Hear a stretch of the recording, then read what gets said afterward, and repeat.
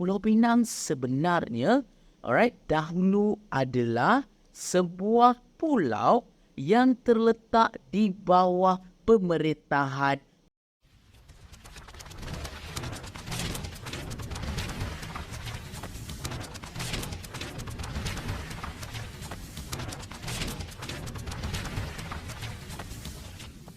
Hai, Assalamualaikum. Anda bersama dengan saya lagi, Sir Histrozi. Let Histrozi teach you history. Jadi video kali ini kita berada pada sejarah tingkatan 3, bab yang kedua, pentadbiran negeri-negeri Selat.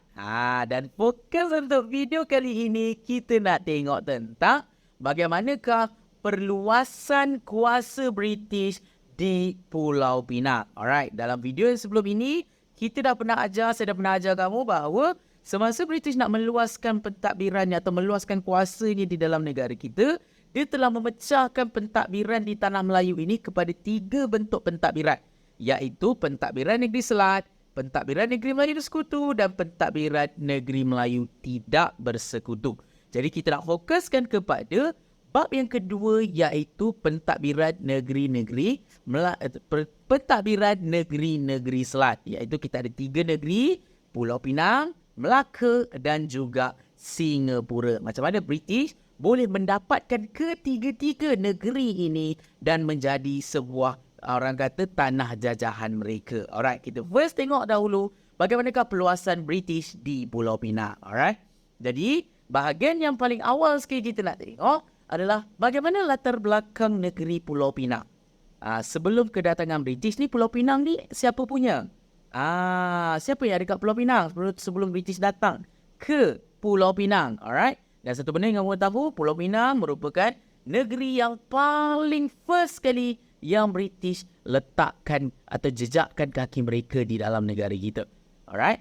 Jadi first sekali, benda yang first yang kamu kena tahu adalah Pulau Pinang sebenarnya, alright, dahulu adalah sebuah pulau yang terletak di bawah pemerintahan Kesultanan Kedah, kalau kamu nak tahu. So maksudnya Pulau Pinang yang kita kenali pada hari ini dulu adalah sebuah pulau yang merupakan daerah di dalam Kesultanan Kedah. Yang mana ianya milik Sultan Kedah. Dan menjadi pusat persinggahan kepada pedagang-pedagang daripada daerah Lingga. Itu adalah sebelum British datang.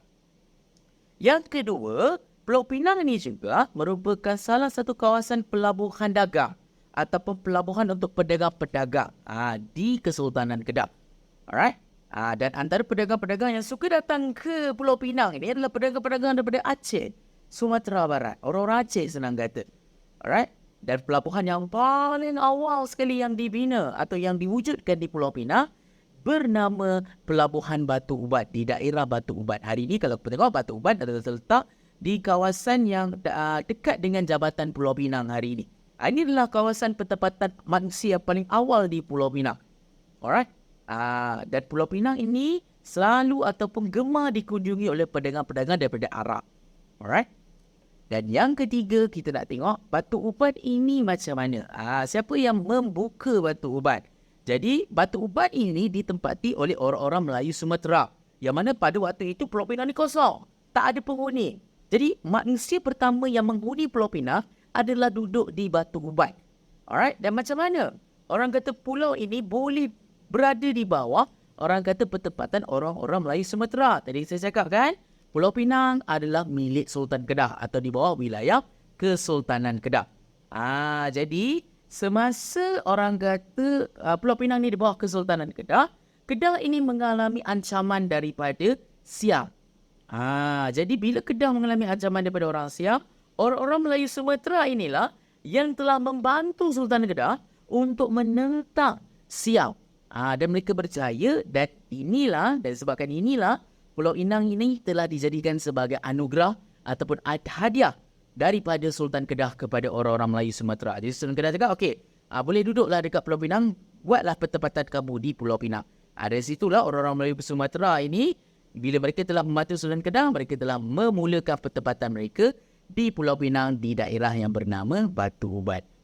Okey, dan itu latar belakang sebelum British datang ke dalam negara kita.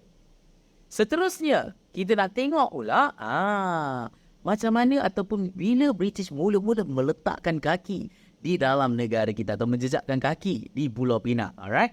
First kita nak tengok kenapa British nak Pulau Pinang. Apa yang special sangat Pulau Pinang ini?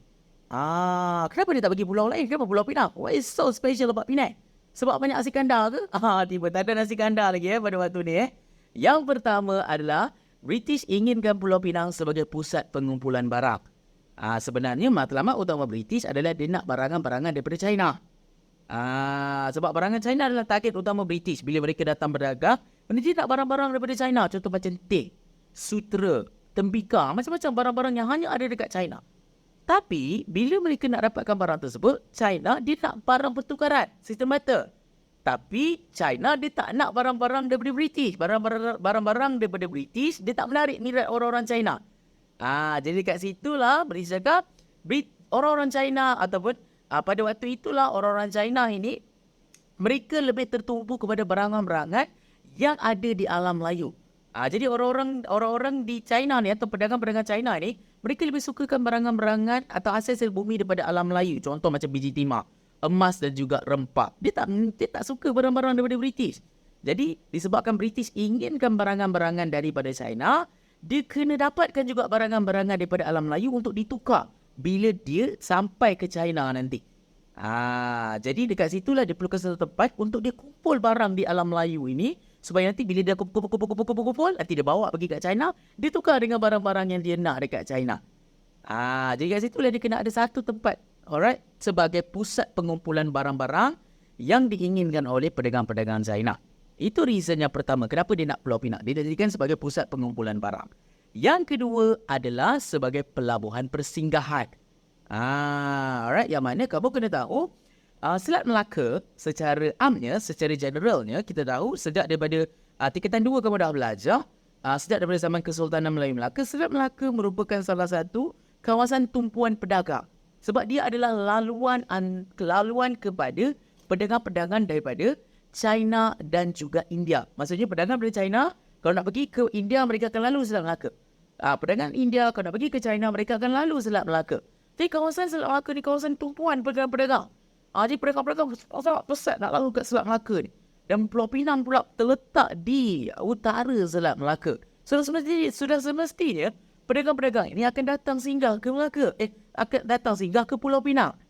Alright. Jadi bila pesat, dekat sinilah pedagang-pedagang akan datang ke Pulau Pinang sebagai pusat persinggahan. Dan ini yang menjadi, orang kata, matlamat utama British. Sebab apa? Sebab kenapa pedagang-pedagang ni perlukan persinggahan? Sebab zaman dahulu bila kita naik kapal, alright, kapal ini memakan masa yang lama untuk berlayar daripada satu destinasi ke satu destinasi yang lain. Jadi kat situlah setiap kapal ini mereka akan ada pit stop dia untuk mereka berhenti dan mereka berehat.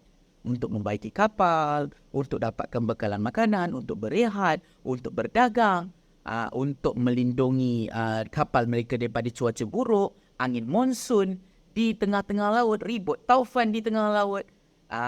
Jadi kat situlah kawasan Selat Melaka ni menjadi tumpuan utama kepada pedagang-pedagang daripada barat nak pergi ke timur, daripada timur nak pergi ke barat, dan mereka akan berhenti di tengah-tengah Selat Melaka ini, di Pulau Pinang ataupun Melaka ataupun Singapura, untuk mereka singgah dan melakukan aktiviti-aktiviti yang boleh dilakukan oleh mereka seperti baiki kapal, dapat bekalan makanan dan berlindung daripada angin monsun sebelum meneruskan perjalanan mereka. Senang kata saya analogikan, Pulau Pinang ini atau pusat pelabuhan persinggahan ini adalah pelabuhan yang digunakan untuk kapal-kapal bersinggah.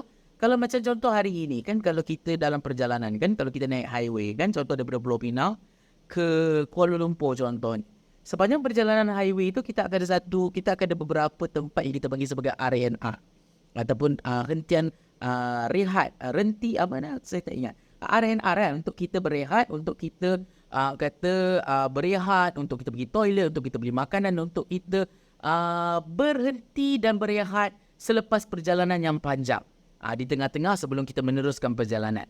Jadi kamu boleh bayangkan kawasan Selat Melaka atau pelabuhan persinggahan ini seperti Pulau Pinang ini dijadikan sebagai R&R kepada pedagang.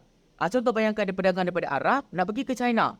Dah belayar dekat laut ni, belayar. Lepas tu sampailah dekat kawasan Selat Melaka tiba-tiba ribut sulfur, tiba-tiba kawasan cuaca buruk dekat laut. Jadi mereka kena berhenti dahulu bersinggah.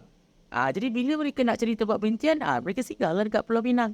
Dan bila mereka singgah kat Pulau Pinang, dekat situlah mereka baiki kapal yang mana yang rosak, dapatkan bekalan makanan, orang kata berlindung daripada cuaca buruk dan angin monsun dan sebagainya, sebelum nanti mereka meneruskan semula perjalanan mereka ke destinasi akhir mereka nanti. Dan itu reason yang kedua. Reason yang ketiga, kenapa British inginkan Pulau Pinang untuk diletakkan sebagai pangkalan tentera. Macam saya cakap tadi bahawa Pulau Pinang adalah negeri yang paling awal sekali yang British letakkan kaki. Alright, jadi dia nak kuasai kawasan perdagangan di alam Melayu ni. Tapi dia perlukan tentera, dia perlukan kawasan untuk diletakkan tentera dia. Dan kawasan tentera yang paling dekat pada waktu itu sebelum dia dapatkan Pulau Pinang adalah di daerah Bombay, India. Jadi Bombay, India dengan alam Melayu itu sangat jauh. Jadi perlukan satu kawasan pangkalan tentera yang baru supaya pangkalan tentera itu lebih dekat dan senang untuk dikawal kawasan perdagangan di alam Melayu. Jadi perlu cari, dia perlu research, Pulau Pinang kita akan jadikan pangkalan tentera seterusnya untuk kita mengawal pertempatan-pertempatan British dan mempertahankan kawasan-kawasan perdagangan daripada musuh-musuh penjajah mereka yang lain, contoh macam Perancis dan juga Belanda. Sebab kita tahu penjajah ni bukan British sahaja. Kita ada Perancis, Belanda, Jerman dan sebagainya, Spanyol dan sebagainya. Jadi untuk elakkan kawasan-kawasan perdagangan British ini diganggu oleh kuasa-kuasa jajahan yang lain, dia kena ada satu pangkalan tentera. Jadi mereka decide untuk jadikan Pulau Pinang ni sebagai pangkalan tentera mereka. Dan itu reason ataupun sebab kenapa mereka inginkan Pulau Pinang. Ingat ada 3 reason kenapa British ingin meluaskan kuasa di Pulau Pinang.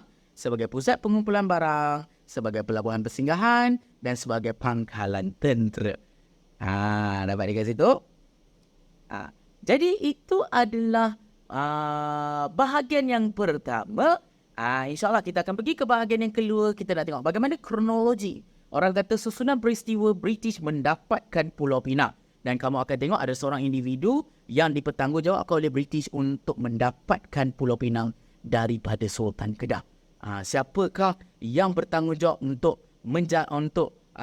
memastikan Pulau Pinang ini jatuh ataupun jatuh ke tangan British? Kita akan belajar dalam bahagian yang seterusnya. Macam mana Sultan Kedah boleh hilang Pulau Pinang daripada dahulu sehinggalah ke hari ini kita tengok Pulau Pinang merupakan sebuah negeri yang berdaulat, tidak lagi di bawah pemerintahan Kesultanan Melayu Kedah disebabkan oleh seorang individu ini yang kita kenali sebagai Francis Light. Kita akan belajar dalam bahagian yang seterusnya. Alright.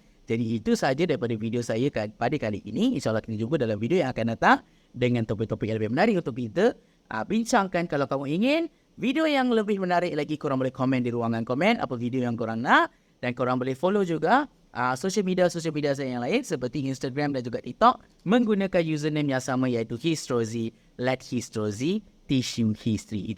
Itu sahaja daripada saya. Histrozi Tissue History. Okay, bye.